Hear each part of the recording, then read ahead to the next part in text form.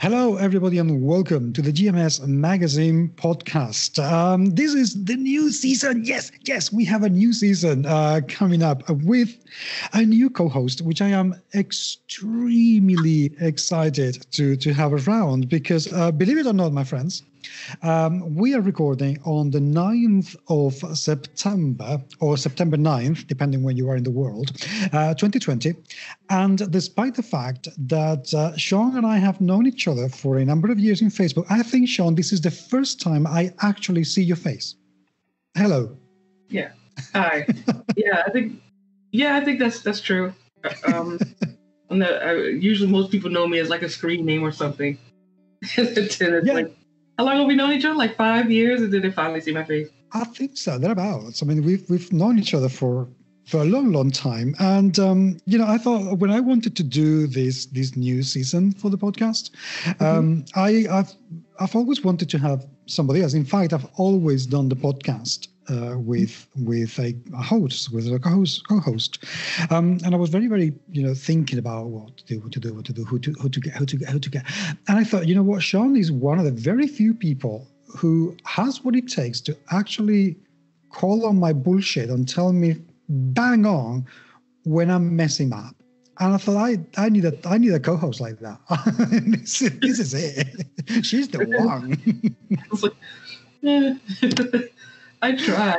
I mean, I really try to stay in my lane when I do that, but I know, but you do it. At least you do it, which is brilliant because you also know your stuff about role-playing games, and we have discussed an awful lot of times topics of ethnicity and culture in games, and sexuality and politics and gender. And all sorts of things. And you are on the mark a lot more often than I am. Oh, well, thank you. It comes with experience. Lived experience a lot of times. So it's like, so you kind of see the certain arguments coming. So it's like, unfortunately, certain kinds of arguments are kind of old hat in the RPG community, so it's like it tends to happen. But anyway, I mean, let's talk a little bit about you for the listeners. What's your background in RPGs? Well, I mean, why are you here? Apart from the fact that I asked you to be here. Oh, right. I've always been interested in, I've always been a dreamer. My head's always been in the clouds ever since I was a kid, and I like a lot of nerds, especially nerds of a certain age. I was into this kind of fantasy and stuff like that before it was cool. So, I always had kind of problems making friends because I didn't have a lot of people sharing my interests. And especially like in middle and high school, I also grew up in a fairly racist area. That didn't help. I bet. I'm a Richmond, Virginia native. Was born here, grew up here. My parents had the same house for over 40 years, so I have very strong roots here. And when I was growing up in the 80s and 90s, it's like it wasn't as, how do you say, it's like now it's kind of progressive here, and it's a lot safer to have the identities that I do. But when I was growing up, it was definitely not the case. So it was rough for me to make friends because it was hard for me to find people who were into the same things I was, and I was always a bit of an odd duck anyway. And so, but that didn't but that interest in fantasy and whatnot didn't go away. I just kind of kept it going, and then I didn't really get a chance to start role playing in earnest until college. When I went to college in Florida. And that's when I fell in with a D&D group, and then I found a LARP group, and I sort of discovered LARPing wasn't for me. And then from there, it's like I've just been looking. When the indie RPG forums were really active. This is like before like social media proper. It was like back in 2003, 2004. I was active on those, and then So it kind of snowballed, and it's sort of like I just kind of I gravitated to the places that were doing the things I was interested in. And so that's how I also got exposed to a lot of indie games, a lot of more narrativist stuff, like things beyond D&D and GURPS, which were beyond D&D, GURPS, and World of Darkness, which were like the big three. So yeah. So you've been at it for a very, very long time. Now, why do you favor indier, if that's a word I just invented, indier, and more narrativistic games than D&D or Vampire? Well, for me, the enjoyment of the role playing comes from the story and the characters, not really the tactical stuff. Right. I mean, people like that, and they can like enjoy that part. More power to them. I'm not judging anybody, but for me, the enjoyment comes from putting characters in situations and forcing them to make choices that mean something. So it's not just a choice between do you want the +1 sword or the +1 battle axe? It's like, well, okay, are you going to choose romantic love or civic duty? That's a much, that's a much weightier choice. So yeah, I think those are the things I really like. So that's why I gravitate to things like Primetime Adventures. There were older iterations of them in the indie RPG, and those small free games I keep finding everywhere too. So yeah. Okay, right. This is not going to be, and this is for the listeners' information. This is not going to be an interview sort of podcast, because we're meant to be chatting about stuff that we like and stuff that we're doing. But I thought I wanted to start. When I proposed to you the schedule, I wanted to start with something that's meaty, because I feel that there is an awful lot of people at the moment making an awful lot of noise on the internet about D&D.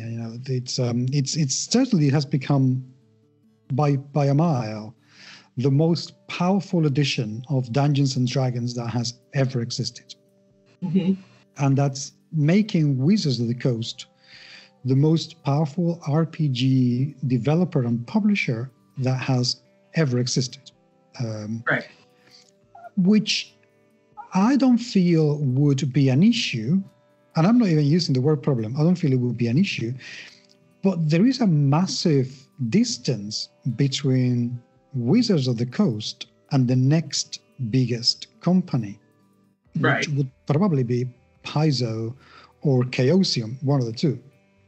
Now, a friend of mine told me recently that a good tide raises all boats. Is that true? I mean, I guess it depends on what you're talking about.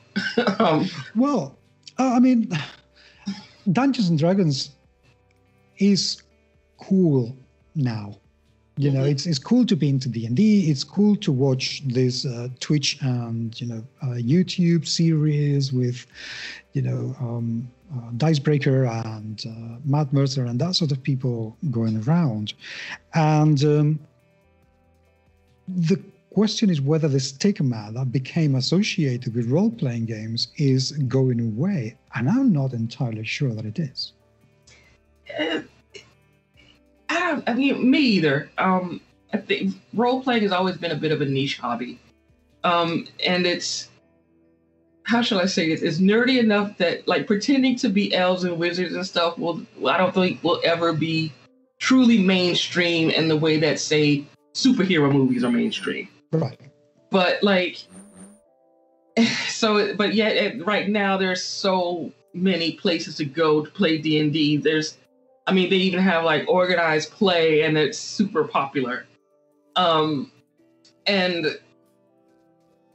so on the one hand, it's sort of like, yes, more D&D probably means more people might want to look for things outside of D&D, but at the same time, no one really held my hand to look for the indie stuff either. I just, it's sort of like it's sort of like I might have found one book at my local gaming store and realized that there were other possibilities, or saw someone's house rule set and then found like an actual game product that wasn't someone's house rules, but was very different from what I was exposed to. So I don't know. I mean, I'd like to believe that D&D's popularity raises the profile of other role-playing games. But at the same time, it's like, well, people, despite the coronavirus, I mean, people's time is limited, and it's, it takes time to learn how to play a new game. Mm-hmm. And people don't always have the, and sometimes it's not something you can just pick up and play in half an hour, or something that you can learn as you go, like a video game or something. And video games are kind of catching up as far as the role-playing experience. So it's like, well, if you can't, if you're going to charge the same amount of money, it's like, if, say, buying a new RPG book is $50 and a new video game is $50, and you get a similar experience out of both, but the video has all the graphics and it's all smooth, and somebody wrote the story and everything, it's like, it's kind of a, unless you're a super dedicated role player, which I am, it's not much of a choice. As well, but then at the same time, it was like a friend of mine actually asked me about, what do you call it? A body horror game. Like, are there any games out there that do body horror? Or I'm interested in this thing I found. How do you find people to play this? And I'm just like, and I couldn't even tell her where to go because of course, what do you call it? Google Plus is no more. And on top of that, it's sort of like, so where do you find these small, independent little? So it's like the ways that like indie gamers found one another, they kind of just splintered off now, and it's like there's no one place I said, well, you go to this Facebook group and you'll find indie gamers. Oh yeah, and then it's sort of like, okay, I don't want to send my friend who's a Black woman just like me into this place into a group or a social situation where I'm not sure if she's going to be catching any flack or having to deal with any shit. And because, I hate if people did that to me, at least not without fair warning. So it's sort of like, well, I'd like it to be true that D&D lifts all role-playing, the D&D tide raises all role-playing ships, but I don't know. The thing is, I believe that to some degree and at some level it does. But I'm not sure he's raising them in the right way, and I'll explain. And the reason I say this, firstly, even though this is not a straight criticism directed towards Wizards, but the fact is that Wizards is not going to raise any other role-playing game out of the kindness of their heart. Right. At the end of the day, they are a company that belong to a corporation, and as such, they are looking after their own interests. Mm-hmm. Which I don't think that anybody can blame them for doing so. So I don't think they're going to go out there to point out at all the games that they think should do well. So the lifting of others has to be done through two different mediums, either because somebody goes to a local store looking for a D&D game and sees another games on the shelves and think, oh, I'm going to try this other thing, which is less and less likely every day because, COVID, more stores are closing down. Not every store has an awful lot of games going on. Stores tend to store what they sell, and they know that D&D is going to sell. So it's not a very reliable way of doing it. And the other way is to listen about other games through social media. Mm-hmm. The issue I have is that so many times, as I move in Facebook and Twitter, so many times I'm hearing so many people talking so badly about D&D that I look at them and think, I just don't think I want to be close to people who behave like you, regardless of what you're talking about. So I'm not entirely sure that it is actually working to spread the word of role-playing games. I'm not sure it's doing it in the right way to attract newcomers to that area of role-playing games. Does that make sense? Yeah. how do I put this gently? No, don't. American cultures always have issues like that, where like, and I think a lot of it has to do with like how so many of us are American, and a lot of American subcultures are so oriented toward what you consume that that it's sort of like everything becomes this, because people like fixate on what they consume and build an identity around it. It can be hard to penetrate, I'll put it that way. And it can be very off-putting unless you're either kind of stubborn or determined, which I was at the time. But nowadays I might not. It was like, I ain't got time for this. But it's like, but at the time I was either desperate enough or just had enough energy and just pure refusal to say I give up. So yeah, I mean, yeah, it's just like there's a lot of, how do I say this? A lot of miserable people, and they become and it's unfortunately they're loud, and there's and I don't even think that's most people. I just think it's a lot of them, and they're loud, and that doesn't create a welcoming atmosphere, point blank. Like it's just like all the gatekeeping, all that stuff, and especially when you account for gender and race and things like that. It's like, if I never have to hear about the fake geek girl thing ever again in life, it will be too soon. Or, and it's like, yo, I mean, you know what I'm talking about. The ones where they say, oh, she's just doing this because her boyfriend's into it. I'm like, so what?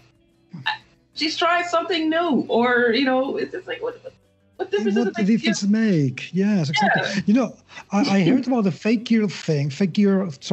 girl thing in, I think it was 2013 or 2012, something like that. One of the first UK Games Expo I went to. And I was being interviewed, and the guy asked me, do you know about this thing? I said, what are you talking about? And he said, well, this is what happens, and they said, and I just thought, are you being serious? I mean, people actually use that? Because it made absolutely zero sense to me that somebody would say, oh, you just don't know enough. You're just doing this because you want to hook up with that guy there. What the hell? What is that? Yeah. And it still happens. Mm-hmm. Yeah. It's like, I mean, I just say, on the one hand, it's sort of like, I don't want people to apologize for who they are or feel like they have to, water themselves down or, make themselves seem, acceptable to mainstream society. I'm not really into that. But it's just, but at the same time, you have to be polite, have some home training. I mean, it's just like, And the thing is it going to affect you? No, shut up. That's it. That it doesn't require anything else. It only requires to keep silent. Is this going to hurt or affect in any way, shape, or form the way that you play around your table? No. Zip it. Mm-hmm.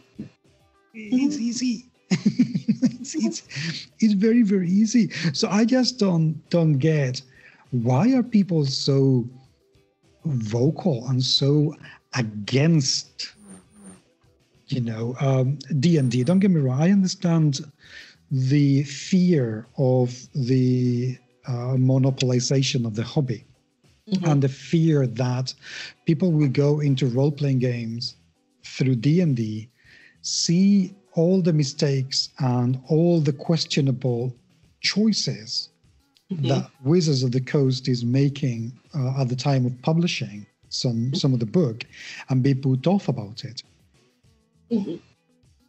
Right. I don't know if calling that sort of thing in the wrong way is useful. You know what I mean?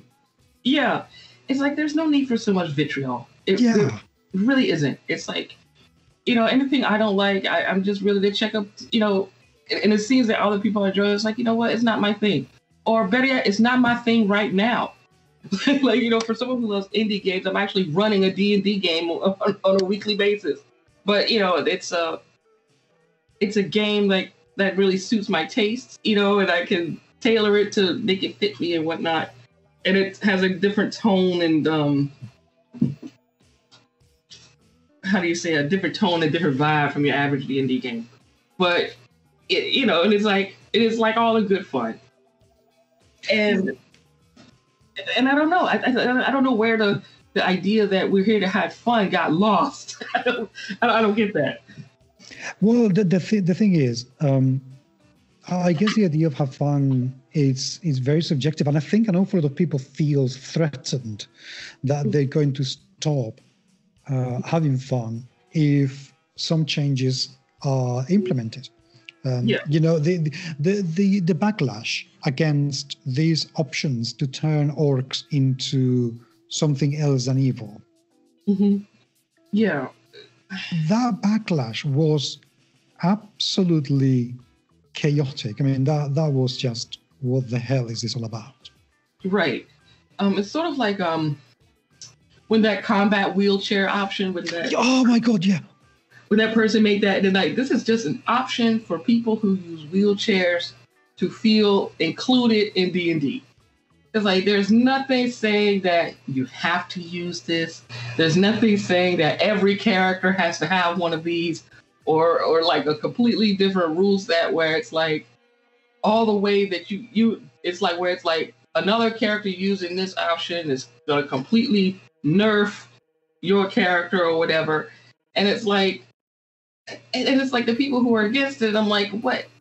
It's like, it's not just about you, and it's like keep grow the fuck up. I just, share your toys with the other kids. It's like, I mean, these are basic kindergarten house training type stuff, like how to get along with other people. And I'm just like, enough already with that. The thing that I find very funny about that sort of backlash, and how people don't want, oh no, it's a wheelchair, it's not realistic. Apart from the whole, fireballs are okay, dragons are fine, but wheelchairs, no. We cannot have wheelchairs. That's just terrible. But I find the whole concept is a bit. Wait a second. They say. I want to play games because I want escapism, and thus I don't want a wheelchair because we have wheelchairs in real life. Mm-hmm. And I'm thinking, well, what if somebody actually doesn't want the escapism? Mm-hmm. What if they actually want to go out there because they don't feel that their wheelchair is an impairment, it's just something that they use, like you use shoes, or or you use a chair to sit down, and they want to bring that aspect of themselves, of their life, into D&D. Why do they have to be left out just because you don't want to see something that other people experience of their lives? Hello. I don't know. It's just, it's like, I don't know why some people want to like shrink the hobby, or like, I don't get this weirdly obsessive gatekeeping nonsense. It's like, and it's not just D&D either. It's like all through nerd culture. It's this weird, it's like this obsession with not even boundaries per se, but like this like kind of obsession with policing the hobby itself, or something where it's like where somebody nominates themselves to be the arbiter of who belongs and who doesn't. And we've seen what happens in real life when you have people who do that. That's how you get people, shooting black kids for being in the wrong neighborhood and stuff like that. And it's like, that mentality never goes anywhere good. And it's sort of, and it's kind of like this weird paradox with nerd culture, I think, too. It's like, on the one hand, nerd culture is some of the most diverse, inclusive people you'll ever meet. And then there's this sort of reactionary side that's really ugly, yet also long-standing, I'll put it that way. Well, is it long-standing, though? Because I can also see that happening in an awful lot of people who just newcomers to the hobby. Yeah. So is it long-standing? Because I'm beginning to wonder if this is just an aspect of humans, and this is something that we are seeing more because, we're seeing more people coming into role-playing games, partly thanks to D&D, and partly thanks to social media. I think I'm getting the feeling, and this is coming from a completely different country because, I don't live in the US. Mm-hmm. I live in a different country where geekdom is way worse than it is in the US. I mean, I wish I had the level of vitriol in Spain that there is in the United States. Right. Because it's way gentler and a lot more intellectual. So imagine what I have dealt with in my country. I don't envy you that. It's like, yeah, it's stuff like that would keep me out of the hobby, and then it comes in, then there's like those cycles of diversity. Then it's no, we don't want to like change anything. Then it's like the same arguments keep happening all the time. We wonder why. It's like, you kind of push people out. It's the very people who will bring that breath of fresh air to the hobby, and then wonder where they went, or wonder where all the diversity went. And it's like, well, when they were here, you treated them like garbage. So, well, the thing is, I think the diversity in the role-playing game world is very, very accepted as long as it is invisible. Mm-hmm. It's very cool. People say, "Oh no, we're so inclusive. We don't mind gay people. We will sit down at the table. We'll sit down anybody around the table." And then you say, "Hi, can I have a little bit of pink?" No, you can't. No, stop showing yourself. Go back. Yeah. This is reality. Go. Yeah, it's like it's sort of like like the panic that I think we've seen it a couple of times in the Facebook group. Like, okay, can this NPC baker have like this male baker have a husband? It's like, no, that's politics. That's politics. And it's like, what? Why are you making my game political? Yeah, it's like you're shoving the gay agenda down my throat. That's the one that really gets me. It's like, you're shoving this PC nonsense down my throat. I'm like, it just. Oh my God. Yeah, it's horrific. Now, do you think though that because this is a conversation an awful lot of people have, Wizards of the Coast, I believe, is doing an awful lot better than they were doing 7-10 years ago. Mm. They're not doing perfect, but they're doing a lot better. They have a little bit more sensitivity, even though they still, when they fuck up, oh my God, they fuck up so badly. Yeah. I mean, yeah, of course. I mean, I think, especially now because of like the general political climate, as well as like the Black Lives Matter protests, and especially in light of George Floyd and the like, and people are being forced to stay at home. Excuse me. Bless you. Thank you. People are being forced to stay home and like, confront this stuff because they can't just turn the channel now. Excuse me.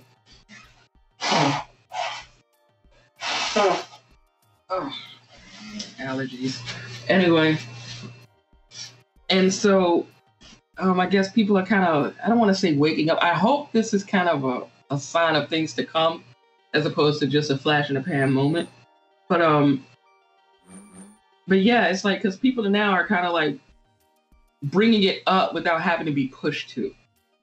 And so it's like, and I know it's like, because again, like you said, Wizard of the Coast is a company, and they're not going to do anything that hurts their bottom line, in any real way.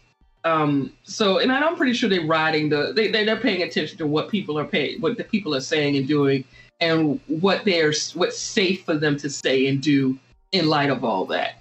At the same time, it's sort of like, you know, when you look at some of the stuff that they started, like when you look at where D&D started, or where, you know, like now, I mean, I'm not even talking about Wizard of Coast, I mean TSR and Gary Gygax, and it's sort of like, okay, just look at the evolution of the drow. It's like, well, I would even go a little bit further and take a look into the evolution of the half orc. You know, I remember when the half orc was introduced for the first time, and how it was proactively, you know, encouraged that this is the result of a non-consensual relationship. And you look at it now and think, bloody hell, you were encouraging to include rape in your game, and that's about 20 years ago. I mean, it doesn't really feel that long ago. I remember that from 3rd edition. And on top of that, not only were you encouraged to put that in a game, it's like, okay, you're actually putting this in front of children. Also, there's that whole savagery thing where they're just dumb brutes. And that ties in, and especially in light of the lack of diversity in the representation of humans. Less so in 3rd edition, I'll admit that. They had, what's her name, Ember, and the fighter guy who was more ambiguous. I forgot his name. It was the human fighter guy. Right. Okay.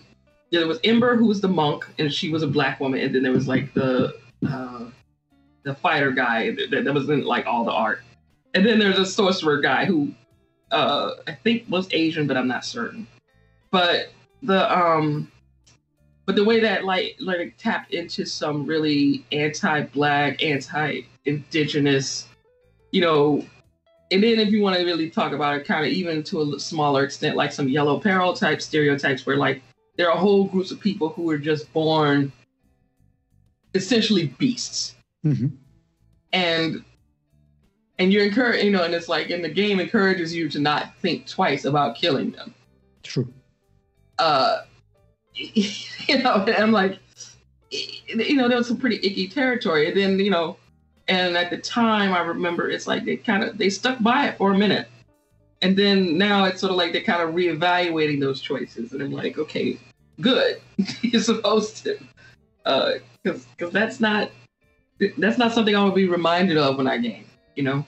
True. And I think the good thing, though, is that I know a few people in Wizards of the Coast, not very many, and I hear very good thing about some of the people who are, you know, the WotC at the moment. I hear people speaking very, very, very highly of Ray Winninger, who's running the tabletop scene right now. I hear people speaking very highly of Chris Perkins and Jeremy Crawford.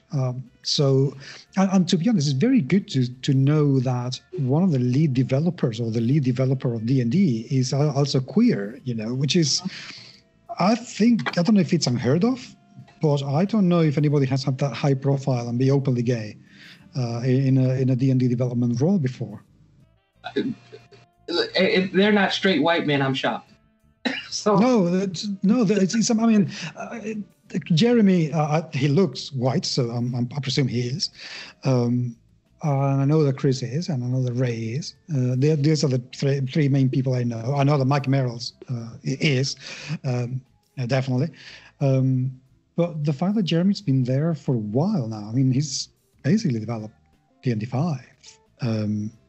And he's included an awful lot of things that you look at them and think, damn, that's pretty cool. And they've done it, you know, in this subtle way, like Paizo's done in the past, and like Chaosium's done in the past. And you think, damn, that's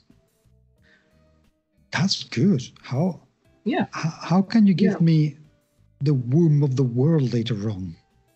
Mm-hmm. Or whatever they've called that, personification of womanhood, and it's the mother womb or something like that, which is a bit dudes. Mm-hmm. Literally dudes. Mm-hmm. What are you thinking? Right. How do they make those mistakes? I mean, yeah, I think part of it's part of it's who's in the room. I can't lie about that.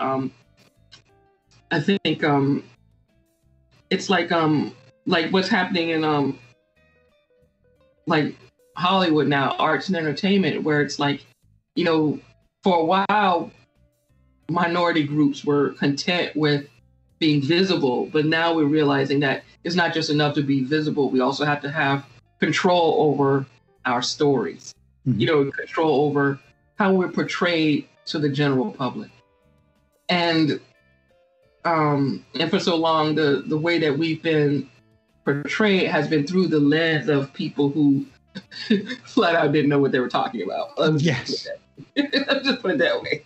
And so we see what happens with that is that you get these glaring mistakes, or you get these tone deaf portrayals sometimes, where it's like, or it's what you call them, or it's tone deaf in somewhere, or it's just lacking in nuance in some ways, where mm-hmm. Regardless of what it is. And it's sort of like the most recent episode of Lovecraft Country I was looking at. Like they had a two-spirit person on there. That person is not treated well by the narrative. I'll put it that way. And I was like, and then I just didn't have a good. It ended on a, and then the episode was over. And I was like, wow, and it just left a really bad taste in my mouth. Okay. And I haven't watched the last episode, so I may not know what you're talking about yet. The last episode is named A History of Violence. It's episode 4. No, I haven't watched it yet. Yeah. It's cringy. Okay. Yeah, and then at the same time, I was like, well, do we really? It's like at the same time, why do we expect so much out of minority media? Why do we expect minority media to be so much better than mainstream media? Why don't we give minority media, the same leeway we give mainstream media? Because people have been, making excuses for them for years, and it's like that's a whole other conversation. But again, it's like I'm pretty sure that if there was a two-spirit person in that writer's room, or a two-spirit person in that process, aside from the one actor, and I don't even know if that actor identifies as two-spirit. I'm going to assume so, unless I'm told otherwise. I'm not sure it would have been handled the way it was on the show. Right. I'll say it that way. And so it's similar to that. It's like, yeah, it's like I have to say, it's sort of like, yeah, I'm glad people who are not us realize we exist, but at the same time, a lot of our stories and a lot of how we're portrayed are filtered through these lenses that aren't ours. It's just like it's like we look at queer media, for instance, and I'm sorry if that word really trigger warning. I use that word, and I have my reasons for it.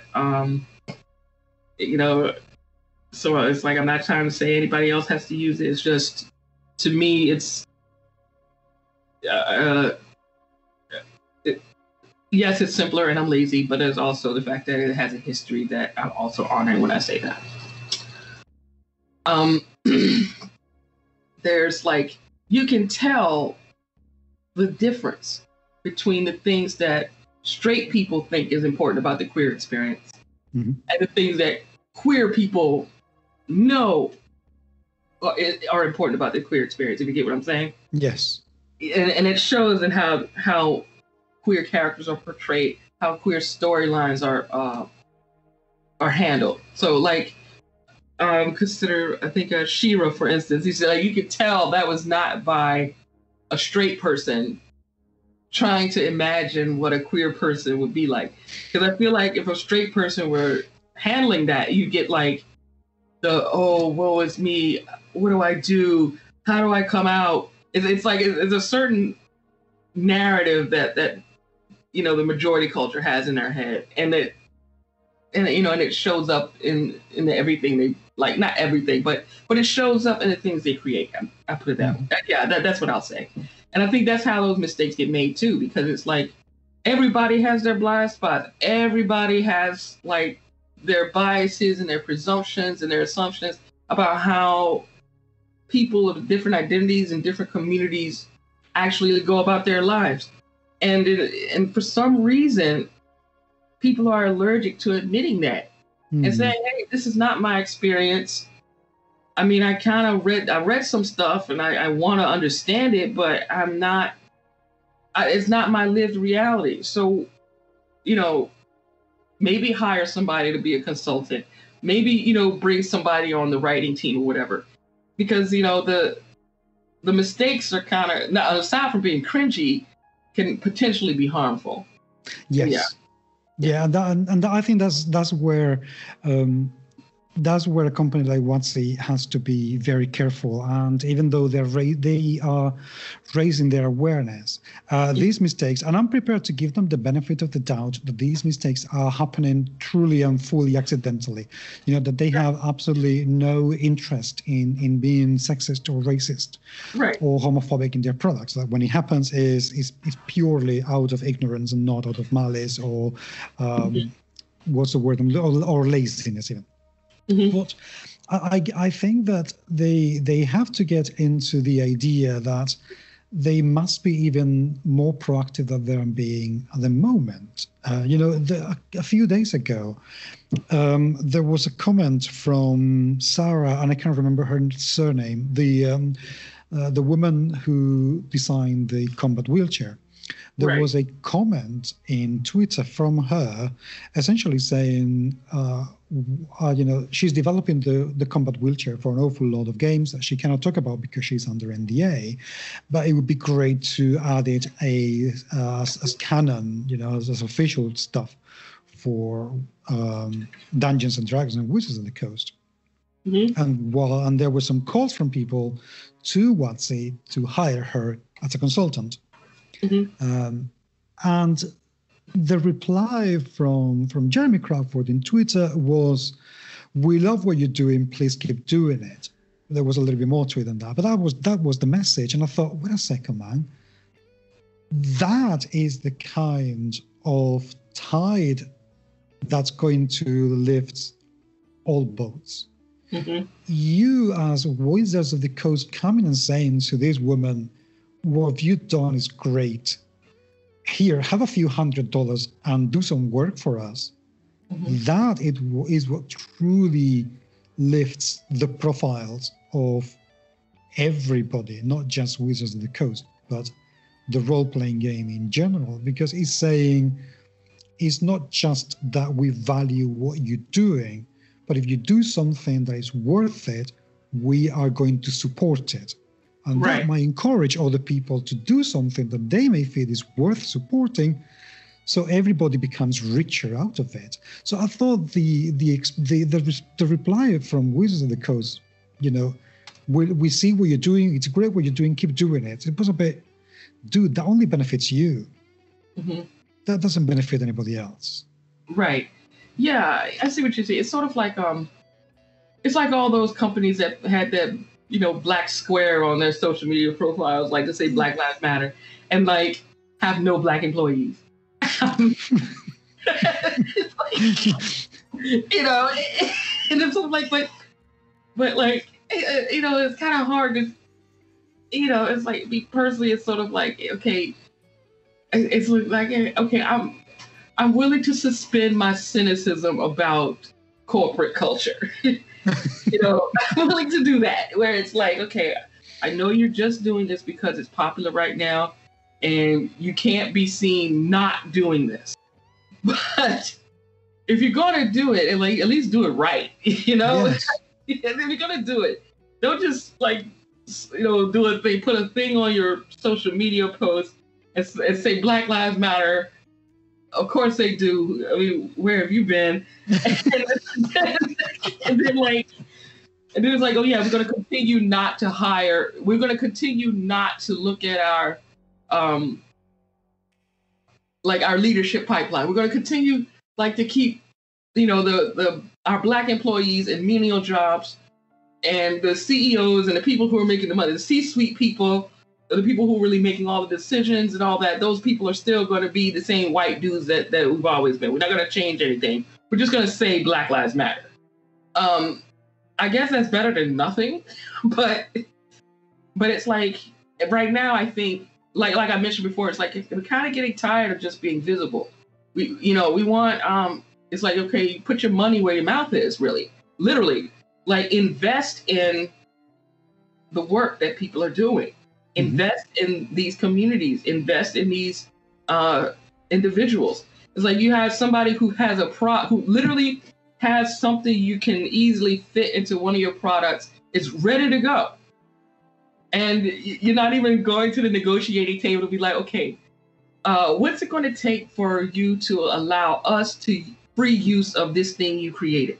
Like any kind of other kind of like creative or intellectual property, if somebody creates something really interesting and unique and Wizards wants to use it, what do? They go to them with their little non-disclosure agreement or like they come there with their lawyers and stuff, and they say, okay, look, you did a great job doing this. Now we want to own it. We want to put our name on it, and we want to make it so you can't sue us. And then there's like that negotiation starts opening up. So I don't know. I don't get it. Where it's like, just, pay the woman. Exactly. Pay the woman. It's like, it's sort of like, it sounds really cool until it's time to actually invest in it, or it's time to put real resources behind it. And I'm like, really, people, with the way people are struggling now, it's like, I'm sorry, it's visibility is no longer enough. No, that's very true. And the thing is, I understand that we are in a very niche industry, but this is Wizards of the Coast. Exactly. I know that most RPG authors earn very little money, but my goodness, we're talking about a company that's skyrocketing with the amount of money they make. Millions. Are you really telling me that you can't afford to pay Sarah $1,000, just $1,000 to adapt the chair for D&D and make it official? For goodness sake, we're not talking millions to people. We're talking just a few thousands, and that can make quite a difference in people's lives. So I wonder if Wizards is at some point going to be able to get over their corporate influences. Be able to react quickly enough, because I know that this is also a certain frustration. It's been frustration from some people who've worked for them in the past, and I don't want to name names, but I know people who've worked for them in the past in different roles, and they say it's just that constantly you just bang against a wall of corporativism that doesn't allow you to do anything without going through a massive process of approval that never ends. And eventually the project gets turned down, and it's a bit, you've wasted 3 months of your life trying to promote this and nothing happens. Yeah. So I wonder if they will be able to get over that and be quicker in the implementation and the resolution of the mistakes they make. That's I think that's key. Yeah, it's kind of changing corporate culture is one of those deep work kind of issues. You know what I mean? Like, and this is where I'm going to put my anti-racist organizing hat on. Like, every institution, every organization has different layers to that organization. Where there's there's the one layer, the upper layer, or rather the layer that faces the world, the personnel, like the people who work there. There's a constituency who are the people they're meant to serve. There are the programs and services they offer. And then there's the deeper levels of the organization, which is like how it's structured. And then deeper than that is the actual mission and culture of the organization. And when you're dealing with an entity like Wizards of the Coast, and you're dealing and you're like the thing you're talking about. It's like you're not just changing, you're not just shifting things around where people can see it. It's actually some deep reflection that has to go on because that might mean changing the way things actually work at that company. And institutions are built to be resistant to change. Well, yeah, because they grow to something that benefits them, and change is risk. And money is very risk adverse. Money doesn't want to be risked because it can get lost, and money doesn't like to get lost, like at all. So anyway, let's wrap it up a little bit. So what are the conclusions that we can draw from our conversation? Do you think that the big growth that Wizards of the Coast and thus Dungeons and Dragons is experiencing is going to help other companies or indie authors and creators? I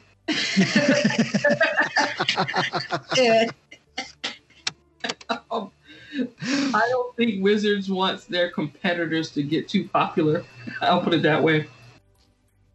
I say that a lot, don't I? It's like I don't think Wizards wants their competitors to get too popular. At the same time, people are going to seek out different role-playing experiences, especially if they enjoy D&D, or if they enjoy D&D, but this one particular thing is kind of off about it, or if they like a different genre and they want to know if there's a game for it. So I guess it's both. No, in the sense of, yes, role-playing is often very much being in the hobby, especially as a creator, is very often a labor of love, even if you work for Wizards of the Coast. True.